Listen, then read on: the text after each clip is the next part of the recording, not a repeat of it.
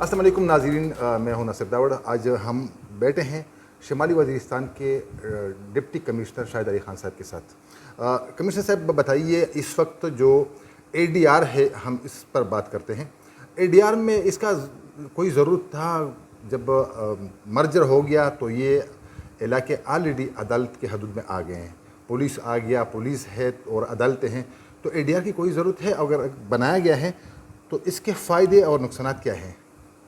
بسم اللہ الرحمن الرحیم۔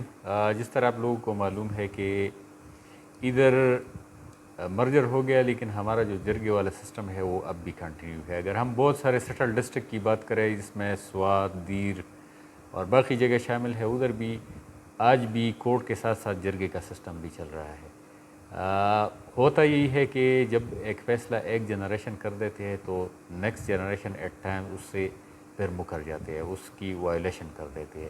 تو اس چیز کو پروٹیکٹ کرنے کے لیے کہ ایک فیصلہ جب جرگے کے ذریعے ہو جائے تاکہ اس کو کوئی قانونی شکل مل جائے، تو اس کے لیے اے ڈی آر جو ہے صوبائی حکومت نے جو ہے وہ اپروو کرا دیا ہے۔ اس میں پلس پوائنٹ یہی ہے کہ یہ کوئی مینڈیٹری چیز نہیں ہے، یہ کسی پہ مینڈیٹری نہیں ہے کہ وہ ہر حالت میں جو ہے وہ جرگے کے لیے آئے گا۔ اے ڈی آر میں پارٹیز کے درمیان اگر کوئی تنازع ہے تو وہ ان کی مرضی کے بنیاد پہ اے ڈی آر کو ریفر ہوگا۔ پھر اس میں جتنی بھی ثالثین آ جاتے ہیں وہ بھی ان کی مرضی سے آ جاتے ہیں۔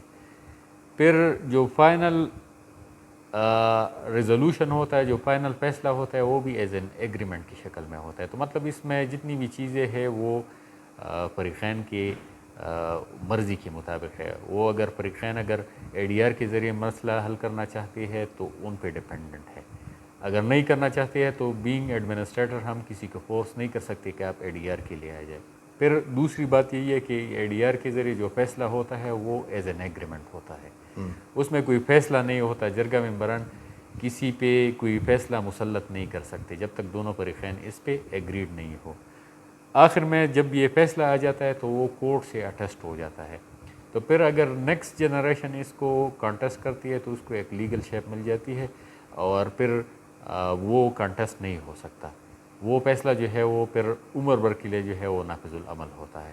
فوائد یہی ہے کہ ڈور سٹیپ پہ سپیڈی جسٹس کی پروویژن جو ہے وہ لوگوں کو پرووائڈ ہوتا ہے، اور ہمارا ادھر نارتھ وزیرستان کے لیے اور ساؤتھ وزیرستان کے لیے اسپیشلی بہت امپورٹنٹ اس لیے ہے کہ ادھر ہماری بہت ساری زمینیں جو ہے ان کا ریکارڈ موجود نہیں ہے ہمارے پاس، تو اس کی بنیاد پہ کورٹس میں ان کا فیصلہ جو ہے وہ اتنے آسانی سے نہیں ہو سکتا، اس میں ٹائم بھی لگتا ہے، اور ایٹ ٹائم جو ہے وہ ناممکن قسم کے کیسز بن جاتے ہیں۔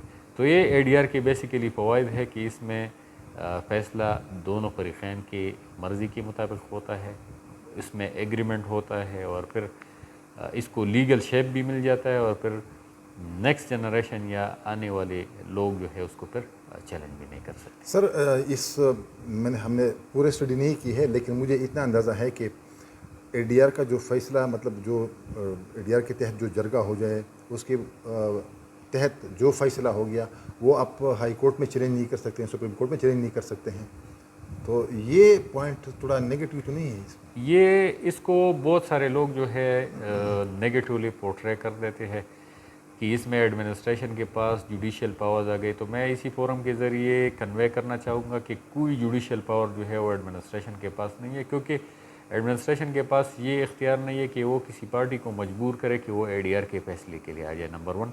نمبر 2، اے ڈی آر میں جتنی بھی ثالثین آ جاتی ہے وہ بھی فریقین کی مرضی سے آتی ہے، نمبر 2۔ نمبر 3 یہ ہے کہ اس میں فیصلہ کوئی نہیں ہے، اس میں ایگریمنٹ ہے۔ اگر دونوں فریقین کے درمیان رضامندی ہو جائے، راضی نامہ ہو جائے، تو راضی نامہ تو پھر اٹیسٹ ہو جاتا ہے، اور راضی نامہ تو پھر چیلنج نہیں ہوتا۔ اگر فیصلہ ہوتا، یک طرفہ فیصلہ ہوتا، تو پھر اس کے اگر چیلنج نہ ہونے کا پروویژن ادھر نہیں تھا تو پھر یہ انسانی حقوق کے خلاف تھا۔ لیکن ادھر چونکہ فیصلہ بیسیکلی راضی نامہ ہوتا ہے، تو راضی نامے کے بعد جو ہے وہ ہائی کورٹ میں چیلنج ہونے کا یا دوسری رضی نامہ فیصلہ نہیں ہے، وہ رضی نامہ ہے، بیسیکلی یہ رضی نامہ، یہ فیصلہ نہیں ہے، بیسیکلی رضی نامہ ہے۔ کیس کے اینڈ پہ اگر ایک فریق جو ہے یہ سمجھے کہ میں اس فیصلے سے مطمئن نہیں ہوں، تو اے ڈی آر میں یہ پروویژن ہے کہ یہ دوبارہ کورٹ جا سکتا ہے۔ مطلب اے ڈی آر کے اندر جتنی بھی ایشوز ریزالو ہوتے ہیں، وہ فیصلہ نہیں ہے، وہ راضینامہ راضینامہ، ہے. تو فیصلہ، راضینامہ تو ویسی بھی چیلنج ہوتا ہی نہیں. لیکن ہم نے جہاں تک دیکھا ہے ٹرائبل ڈسٹرکٹس میں کہ ایک جنریشن کے اندر اگر ایک فیصلہ ہو جائے تو نیکسٹ جنریشن ایٹ ٹائم اس کی خلاف ورزی کر دیتے ہیں. تو اس چیز کو ختم کرنے کے لیے کہ ایک مرتبہ جب اگر کوئی راضینامہ ہو جائے، وہ کورٹ سے اٹیسٹ ہو جائے، پھر وہ جو ہے وہ عمر بھر دونوں فریقین اس کو تسلیم کریں گے. سر یہ بتائیے کہ یہ جو ممبران آتے ہیں یہ کون لے کر آئیں گے؟ آپ لے کر آئیں گے، اور اس میں سفارش پر بھی لانے والے کا امکان ہے کہ بعض ایسے لوگ ہوں جو اہل نہ ہوں؟ سپوز میں اگر کسی کی سفارش لے کر آ جاؤں ایز اے جرنلسٹ، تو مجھے پتہ ہے کہ اس کا ممبر نہیں بن سکتا ہوں، لیکن اس میں سفارش چلنے کا کوئی چانس زیادہ ہے میرے خیال میں. اس میں جو سلیکشن ہوتی ہے سالسین کے، وہ سالسین سلیکشن کمیٹی کرتی ہے. اس کے چیئرمین کمشنر ہے، ڈویژنل کمشنر ہے، اس کے ممبر ڈی آئی جی ہے، اس میں سیشن جج کا ریپریزنٹیٹو ہے، اس میں ڈسٹرکٹ پبلک پراسیکیوٹر ہے، اور بھی لوگ ہیں. تو یہ اتنے مختلف ڈپارٹمنٹ کے لوگ ہیں جس میں غلط بندے کے آنے کا میرے خیال میں کوئی چانس نہیں بنتا. پھر جو نام مطلب ایک بندے کی مطلب سپوز آپ ڈی سی ہے یا جو کمشنر ہے ہمارا، اس کا اختیار نہیں ہے، مختلف لوگ. اس کا اختیار نہیں ہے کہ وہ اس کو ریکمینڈ کرے، ایک بندے کو فائنل کرے. سالسین سلیکشن کمیٹی اگر کوئی ممبر اس کے ساتھ ایگری نہیں کرتا تو وہ بندہ جو ہے وہ سالسین کا ممبر نہیں بن سکتا. پھر دوسری بات یہ ہے کہ ادھر ڈسٹرکٹ لیول پہ بھی اگر ہم نام ریکمینڈ کرتے ہیں تو اس کے لیے یہ ڈی آئی سی سے وٹ ہونا پڑتا ہے، ڈسٹرکٹ انٹیلیجنس کوآرڈینیشن کمیٹی. اس میں ہمارے پاس ڈسٹرکٹ ایڈمنسٹریشن ڈی سی اس کا ہیڈ ہوتا ہے. اس میں پھر ہمارے جتنی بھی انٹیلیجنٹ ٹینٹیکلز ہے ان کے ریپریزنٹیٹو ہوتے ہیں. پھر اسپیشل برانچ کا بندہ ہوتا ہے، ریپ ہوتا ہے، ادھر سے ویٹ ہوتا ہے، اور یہ نام جو ہے یہ پھر چلے جاتے ہیں سالسین سلیکشن کمیٹی کے پاس. سالسین سلیکشن کمیٹی ان کو دیکھتے ہیں، ان کے مرضی کے مطابق جو اے ڈی آر کے رولز پہ اگر یہ پورا ہوتے ہیں تو پھر وہ فائنل ہو جاتا ہے. اگر رول پہ پورا نہیں ہوتے پھر وہ فائنل نہیں ہوتے. پھر اس میں یہ بھی پروویژن ہے کہ ان کے لیے کوڈ آف کنڈکٹ دیا گیا ہے. کوڈ آف کنڈکٹ یہ ہے کہ اگر بندہ پیسے لیتے ہوئے ملوث پایا گیا، وہ سالسین سے جو ہے سالسین کے لسٹ سے نکل سکتا ہے. اس پہ اگر طرفداری کا کوئی شکایت آ گیا وہ بھی اس سے نکل سکتا ہے. سالسین سلیکشن کمیٹی کے پاس یہ اختیار ہے. پھر اگر ہم دیکھیں اگر سالسین میں ہمارے پاس ایسا بندہ آیا ہے جو برائے نام ہے، جو آن گراؤنڈ لوگوں کے مسئلے حل نہیں کر سکتا، تو وہ بھی سالسین سلیکشن کمیٹی کے ساتھ یہ اختیار ہے کہ ان کو نکال دے. تو اس میں ایک بہت ڈائیورسٹی ہے. اس میں غلط بندے کو کاؤنٹر کرنے کے لیے، اس میں سفارش کو کاؤنٹر کرنے کے لیے مختلف ٹیئرز موجود ہے. سالسین سلیکشن کمیٹی ہے.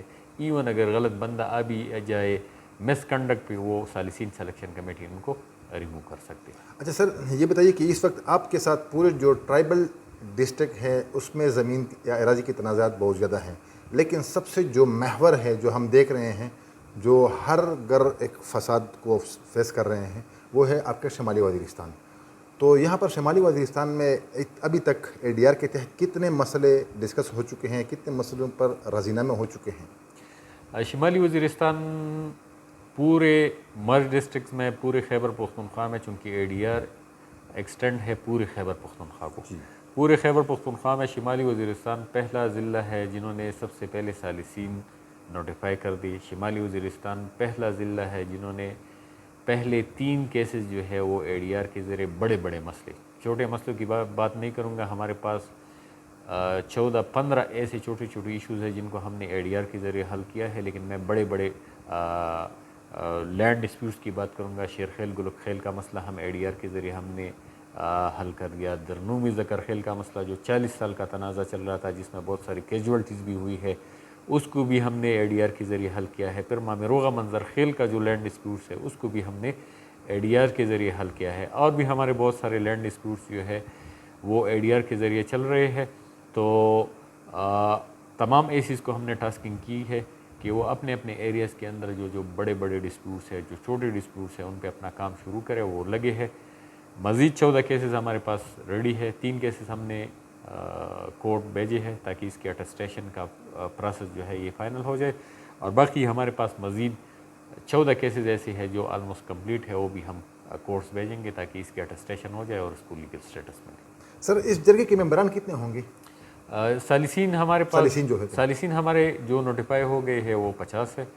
50 میں سے ہم نے 38 جو ہے مختلف ٹرائب سے ایلڈرز لی ہے، وہ ایلڈرز لی ہے جو لوگوں کے روٹین میں مسئلے حل کر رہے ہیں۔ 12 ہمارے پاس علماء کرام ہیں، چونکہ ادھر نارتھ وزیرستان میں ہمارے فیصلے یا رواج پہ ہوتی ہے یا شریعت پہ ہوتے ہیں، تو اس لیے ہم نے ان دونوں چیزوں کو بیلنس دینے کے لیے چونکہ رواج والے فیصلے زیادہ ہوتے ہیں، لہٰذا ہم نے 38 ایلڈرز کو رکھا ہے جن کو رواج کا پتہ ہے، جن کو رواج کا پتہ ہے، اور 12 علماء کرام ہے جو شریعت کے ذریعے اگر کوئی فریق فیصلہ کرنا چاہے تو ان کے نام ہم ان کے سامنے پریزنٹ کرتے ہیں، اسی سے ان کی سلیکشن ہو جاتی ہے۔ اوکے، بہت شکریہ۔